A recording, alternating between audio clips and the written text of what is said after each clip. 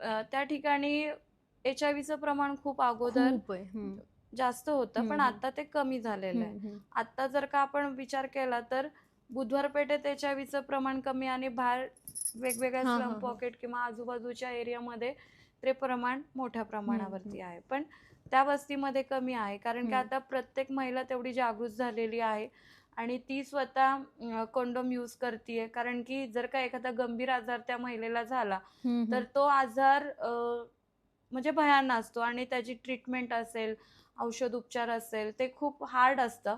त्यामुळे ती महिला स्वतःची काळजी तर स्वतः त्या ताई घेतच आहेत आणि ह्या आजारापासून तर त्या पूर्णतः लांब ह्या आजाराला लांब ठेवण्यासाठी त्या तत्पर आहेत. हं, हं, हं. कारण की त्यांना तो आजार लावूनच घ्यायचा नाहीये. कारण की एक मनात भीती असते, की जर का तो आजार झाला, तर मग ARTच्या गोळ्या खाणं आलं. मग हं, हं. त्या आपल्याला ह्या व्यवसायामध्ये जेवढं व्यवस्थित करता हं, येतो हं, आता, हं. तेवढं त्यानंतर व्यवस्थित करता येत नाही. कारण की जीवनमान तर वाढतं, पण त्या गोळ्या खात असताना काही ताईंना त्रास होत असतो. शरीराची पण शरीराचं हेळसांड म्हणजे होते.